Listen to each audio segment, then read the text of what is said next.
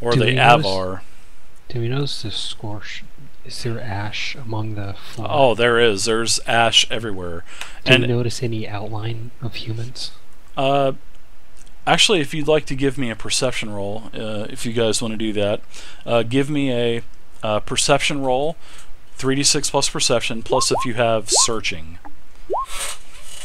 So And if you I have also look searching, up add in 2 more.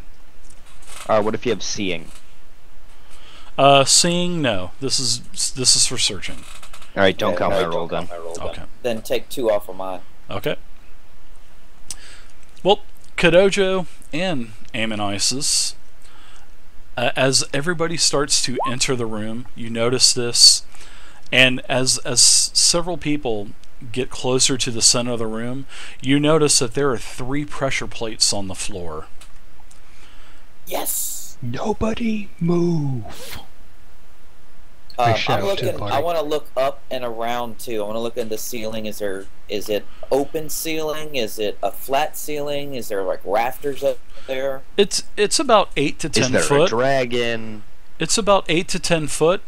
However, there is a roof, and there's the wooden bars that are actually holding up what appears to be maybe another floor above, and there are torches on the walls. The torches aren't affected. But it's just ash everywhere. There's ash on the roof. There's just ash and soot everywhere. I just checking the wall for slits. Is there anything open up on the roof? There is nothing open. But Kodojo, you don't, as you're kind of following the outer perimeter of the wall, you don't see anything that's out of the ordinary. You don't see any kind of maybe peepholes or glory holes or anything like that. You don't see anything. It's just a flat wall. I kind of want to try something. I'm gonna ask everyone to step out in the hallway. I'm gonna grab one of these bones, step out in the hallway myself, kind of toss it on the pressure plate. Sure. I'll allow you to do that if you guys want to step out. Why the hell do you think I grabbed those stones? Yeah, very good job. Instead. You pick up like the heavy rib cage or a skull or something. Yeah, sure. Okay, cool. You guys all get around the corner. Actually, you kind of go back down the hall, and actually, I need one of you to be back in. So yeah, go ahead and leave me in. AmenIsis, you need to stay in there. So because you're my like I was around the corner. No, it's no problem. You're my light. So yeah. Oh, yeah. Don't worry about it, man. But anyways. You get to the corner, and whoever throws the bone, I need you to do go ahead and do a to hit roll, and add your dexterity because it's acting like a missile. That they say perception is supposed to be used for bows and other things like that, but I just go ahead and do dex because it just makes it easier on the players for a quick, like a easy transition from D&D and other games. So, 12. Right. Oh wow, very nice. So, as you as you throw the skull, I mean, it lands perfectly right on one of the pressure plates, and you hear a click, and just a massive explosion happens. Where? And the entire room just fills with fire. And who was the one that threw the actual? Who threw the actual skull? Martin was. Okay, Martin, I need you to take some damage. So I'm gonna let you roll it. So go ahead and roll 3d6 for damage. Because you're not really expecting it, so you take 13 fire damage, and Martin, you get blown back against the wall. I mean, there's so much force from this explosion that you just, full blast, you just hit the wall, and now I need you to do an additional 1d6 damage for hitting the wall behind you at such a hard, such a force threw you back. Now everyone else, so you took a total of 19 damage total.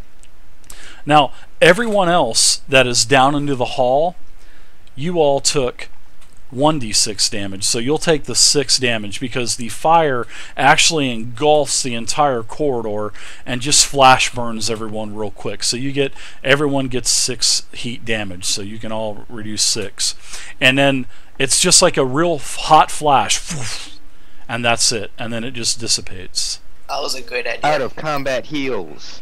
There you go. Yeah, that's what I was thinking. Well, see, in Dragon Age, there's no out-of-combat heal.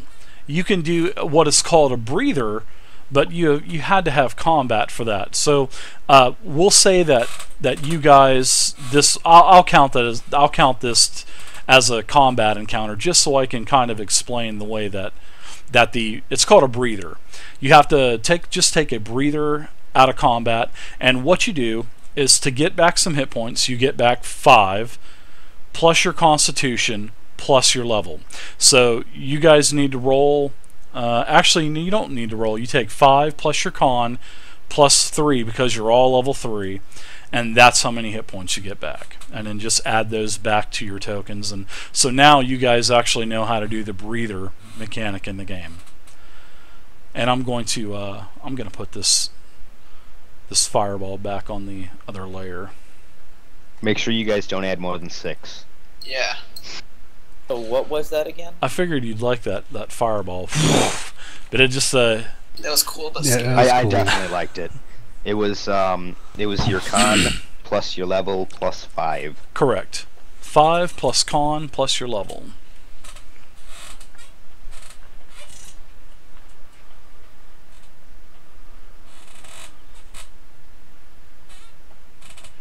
I'm happy that I'm the one who threw the thing. I got a good size health. I should have probably thrown. I got like 52 health, so. You and I have the same health. Oh, okay. I think it's only 40.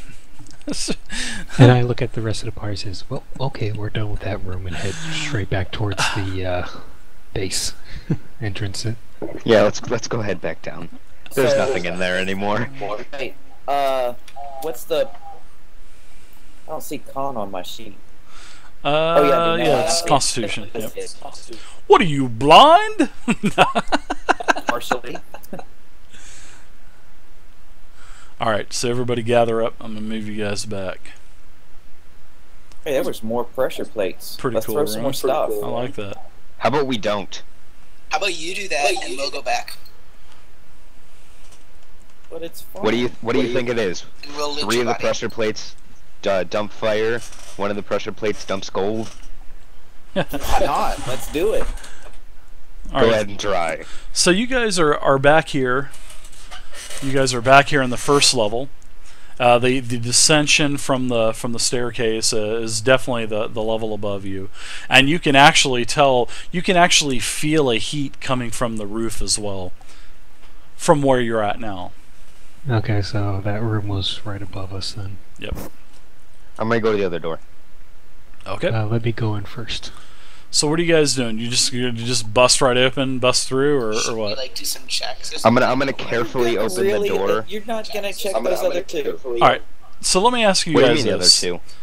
How The two many? pressure plates. How many here have played a tabletop game before? Has anybody here played before? I've played Dragon times, Age one before. shots with you. Oh, you've played DragonAge before? Yeah, I was in one of your other. Oh, the other one shot, right? Yeah, that's cool. Yeah. Yeah, I thought you were. It's Yeah, remember me backflipping over the yeah. pit? Well, I think you're probably about the only one with really any experience. But I'll tell you what, guys, if you're gonna go up to a door, I mean, you can do things. I mean, you can hear. You can do like a hearing check because you have hearing skill and dexterity and perception. You can do smelling. There's all kinds of things that you can try to do to try to get some kind of information out of the dungeon master or game master, whatever you want to call them. Maybe for a room or an area. So just you guys don't have to wait for the DM. I've kind of been giving you guys the opportunity to do perceptions, but just as a little tidbit of 2 cents of information, always don't try to rush stuff and try to take your time, because sometimes there may be hidden shit, like hidden panels or in rooms and stuff. Yeah. So We need to find out. We if did those other do two pressure perception plates- on this room before, didn't we? No, that was the other room, wasn't it? That we checked the well, outside. well, now we're talking about the door. So, I mean, if you're doing a basic perception for this room, I'm not going to tell you something for the other room unless you say, hey, look, I'm going up to this door over here on the east side, and up on the east side, and I'm listening to see if I can hear anything on the other side of this door. So I'm gonna do that. You guys need to be a little bit more. You guys could be a little bit more descriptive on stuff like that. But that's just not for my game. That's just for whenever you guys get into playing more and whenever you get a little bit more experience, start doing stuff like that. Because there's all kinds of little hidden Easter eggs everywhere that DMs put in their game. So. Okay. I'm gonna try to go up and listen a little bit. The breather mechanic does not thunder X-Wind. It only gives you back hit points. And pick up this sword and shield over here, right behind AmenIsis. Okay. Yeah, it's a really nice. You notice that on this shield, it's a Grey Warden logo, and it looks like it has a lot of Orlesian decor on the shield as well. Okay, so I'm going to put my battle axe on my back, or store it away. My mallet's gone, and now I'm just going to have the sword and shield ready to go. I would like to put my ear up against the door and see what I hear. Okay, give me a perception roll. Perception with hearing if you have it. Alright, 8. Martin, you really don't hear anything. You tell everybody to shh, and you really listen close, but you just don't hear anything. That just doesn't mean that nobody else can go up there and do it either. So just because if one person does it, you guys can all do it as well. So just another hint for you guys. I stack up on the door and I take a second to listen to it and smell, see if I notice anything. Okay. To answer your question there, Thunder X Wind, the way that you can get mana back, the only way that you can get mana back is every hour of rest, every hour of declared rest for sneaking? Seeking? What does seeking do? What stat is that? I don't remember seeking. It's... Oh, searching. Sorry. Oh, searching. Okay, yeah. Phew. I was about to go, wow, yeah, I've played Dragon Age before. Searching? No. This is something like hearing or something like that. But to answer your question, sorry about that, Thunder. You get 1d6 mana back per hour of declared rest. Can I try to detect some arcane lore in the next room? Yep, 1 second. Okay. So yeah, if you rest 8 hours, Thunder, you get back 8d6 mana. So that's how that works, and I hope that answers your question. You really don't want to know if the other pressure plates are tripped. Go ahead and check them. Well, there were 3. Go up and check them. There were 3 pressure plates, and he only hit 1, so because he threw Figure out which one I hit, and go check the other 2. Okay. I'm gonna go right at the edge of the door. All right, so, first things first. You do an arcane check. I think who was doing that? Well, Kodojo, you were going up to the door. Kodojo, now you hear the faint sound of like bones clattering, sort of like a really light bone clatter. That's what you hear behind the door. That's what you think you hear behind the door. Actually, I have a question. Sure. As my rogue, I see 2 shields down there. I know one of them got picked up. Can I pick up and use it for any sort of actual protection when I go up there to check the other 2 traps? You just if you just won't get a you have to be able to use that weapon. Now that was my question. Yeah. Yeah, so you have to be able to bring it. Well, certain classes have different, like warriors, they can use basically anything. Like the weapons, how the weapons are in Dragon Age are like this. Like bows, they're a dexterity based item, but you have to use perception to roll the attack. But I just do dex. Swords, axes, daggers, anything melee, staves, all that stuff is strength based.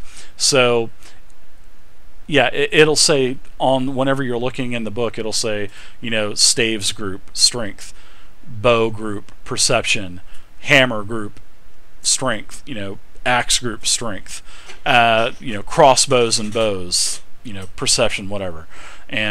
But when you're making your class, you also get certain groups for your class, like the warrior. They can basically use anything.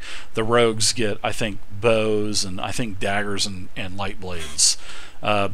Mages get, I think, staves and I think daggers or wands or something like that. But you can also, when you go, every level when you go up in Dragon Age, you get to raise stats. So you get to raise your primary stats on an even level. You get to raise odds, your secondary stats on an odd level. Every level you get to pick an ability bonus for primary or secondary. Or you can choose talents, and there's probably 30-40 different talents. So you can take a weapon specialization talent when you get to X level or Y level. And if you don't have it, you go to a novice level, like what you guys have seen on your character sheets. You'll notice that you have a novice, journeyman, and then master, and then yeah, I think there's like 3 or 4 levels per talent. And you know, if you don't have, say you want to use bows and you're a mage, you can take the bow talent and you can be proficient in bows. So it's like D&D and everything else, but it's just the Dragon Age way, you know? And that's what I like about it. So you can't use it if you don't have that skill, basically. But I just kind of wanted to explain a few more things to you. Okay, yeah, I was just going to... Okay, that... Because if I could have used it, I was going to grab it and then use it to not be a tard and stand in the fire. Yeah. Well, guys, it is midnight, and I know we got somebody that needs to take off, so we're going to go ahead and end the game here. And I'll probably start this stream up tomorrow again. So if anybody is here, I will probably go ahead and start this up much earlier tomorrow, probably about 7:30, so about the same time. And if any of you guys are here, I will give you guys priority, because I was wanting to do this in, you know, for one game, but this is going to be a 2-parter. So I've got all of you guys written down, and if you guys are here tomorrow when I start, you guys will definitely have priority. So I'll start about 7:30 my time, and we'll invite that 6th person tomorrow too. So hopefully we can get Gim working and get him through the tower, because there's quite a few levels on this tower. So this is actually really fun thing. So hopefully. Thanks. Well, first off, I'd like to say thank you guys for playing. It was fun. You guys are fun to game master for, and you know, I hope you guys want to do it again sometime. So, yeah, it was fun. But I appreciate it. And I wanted to make it up to you guys because of what happened last time. So I hope this was a better experience for you. So. But, alright guys, well I'm going to head down to the other channel. You guys are more than welcome to hang out here, and I'll be back in probably about 10 minutes or so when I shut the stream off. I'm just going to say goodnight to everybody, but I'll be back. So, if anybody leaves, thanks again. You're always more than welcome to hang out here in TeamSpeak and say hey sometimes. So, but if not, I'll see you guys in the Twitch channel chat. So, but I'm going to head down to the other to another room. So, I'll talk to you guys later, and thanks for playing. Alright, see ya. Alright, see you guys. See ya. Channel switched. All right, guys. So that's gonna conclude the one shot for Dragon Age. I hope you guys enjoyed it. This is my first time doing the actual Duty Unto Death, which is a Chris Pramis Green Ronin special. Which is, you can actually see this on YouTube. Just type in tabletop Dragon Age, and it's a 2-part 1-hour game. So they had to edit a lot of that out. But yeah, you guys are always more than welcome to hang out. I'm going to finish this up tomorrow. So I'm going to turn off the stream right now. So you guys don't go anywhere. I'll be right back in like about 20 seconds. Don't go anywhere.